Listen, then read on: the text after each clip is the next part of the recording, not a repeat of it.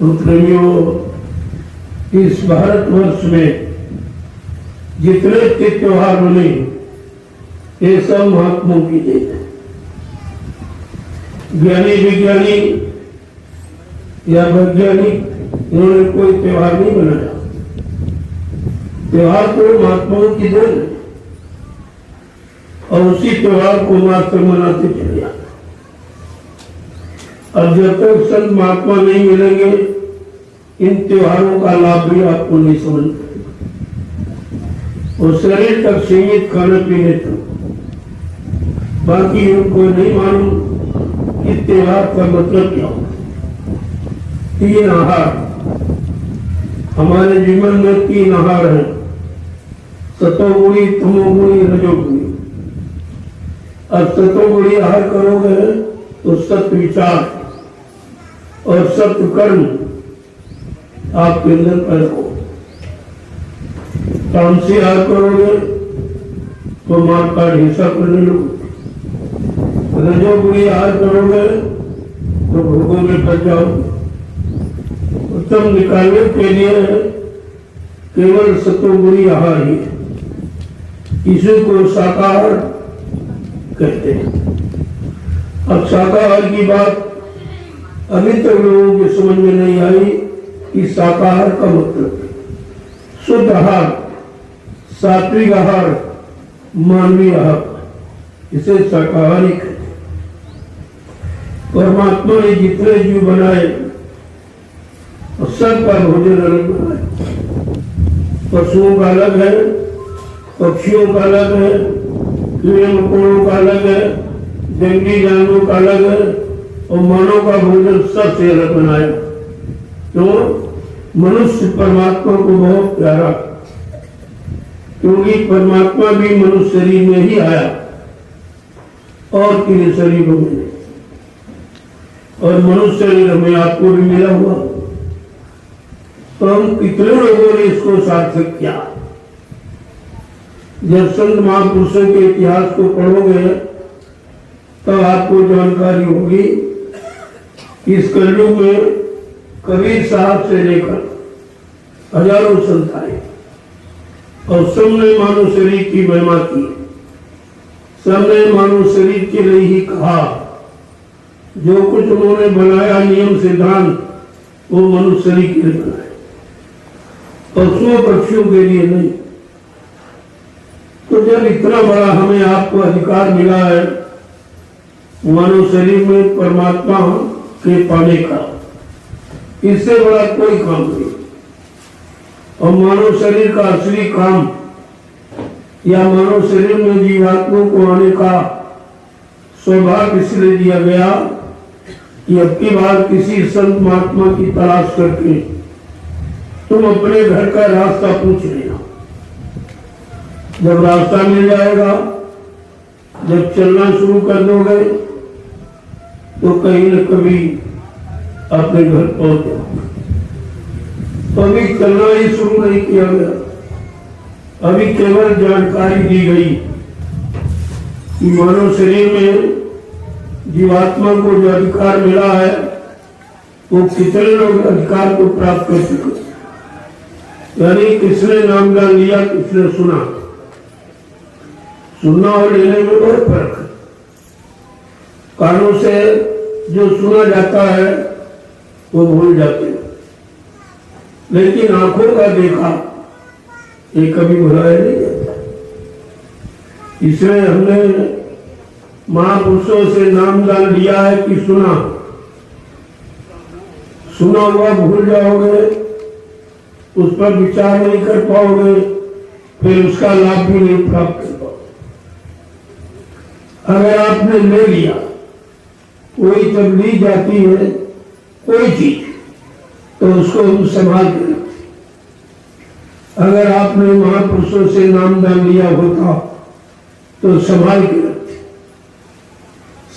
रखते और उससे कुछ अपना काम बना लेते। तो सुनने वालों की संख्या बहुत है। बाबा जी ने आपके लिए सब कुछ इशारा करके बता दिया, कोई चीज छोड़ी नहीं है। तो कहा अभी तो संत महापुरुष बताते, सुनाते, समझाते हैं। अगर आपने उनकी बातों को नहीं समझा, उनके इशारों को जो सैन और बैन में कहते, अगर आपने उसको नहीं समझ पाया तो भी ये मानव जीवन आपका खाली चला जाएगा। वो सुनना काफी नहीं है, उसको मन बुद्धि चित्त से तो उसे स्वीकार करेगा आपका मन, तो धीरे धीरे धीरे धीरे करने लगेगा। जब करने लगेगा तो लाभ आपको मिल जाएगा, क्योंकि यहां करने का लाभ, कथनी का, बकनी का, सुनने का कोई लाभ। अगर केवल आप संत मत सुनते रहे, दूसरों को सुनाते रहे, अपने जीवन में आपने उसको उतारा नहीं, तो उसका लाभ नहीं मिलेगा। यही कारण है कि महापुरुषों ने इशारा करके कहा, करिए नित्य सत्संग, बाधा सकल मिटाए। कि ऐसा अवसर न मिले, कहते ये अवसर बार बार नहीं मिलेगा। न तन पाए, न शरीर को पाने का अर्थ है कि हम इस शरीर को विषय भोगों से अलग रखें, ताकि हमारी आपकी शारीरिक शक्ति खराब न होने पाए। बिना शक्ति के कोई काम नहीं होता।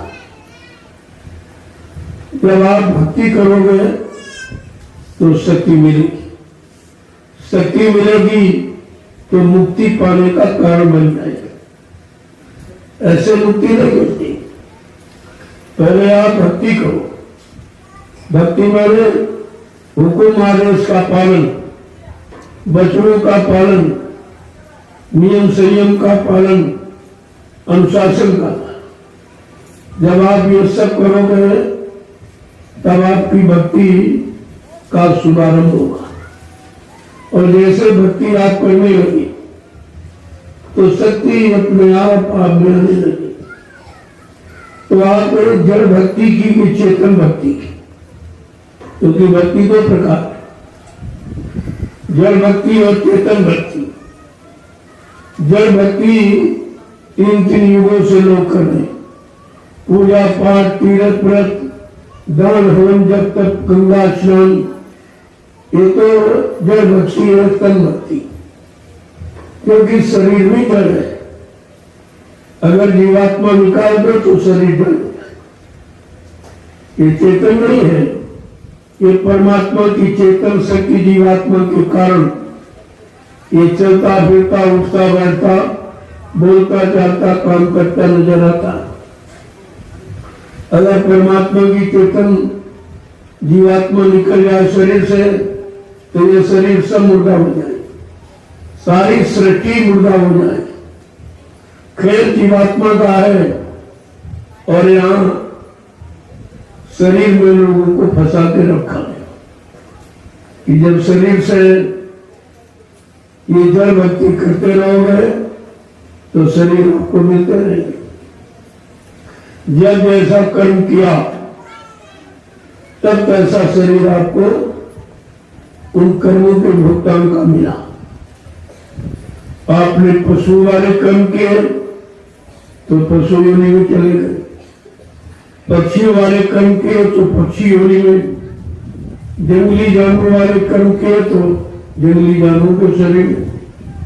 कहने का मतलब यह है कि अगर कर्म व्यवस्था समझ में आ जाए तो ये काम युगों युगों का भूला मिश्रा हमारा बदल जाएगा।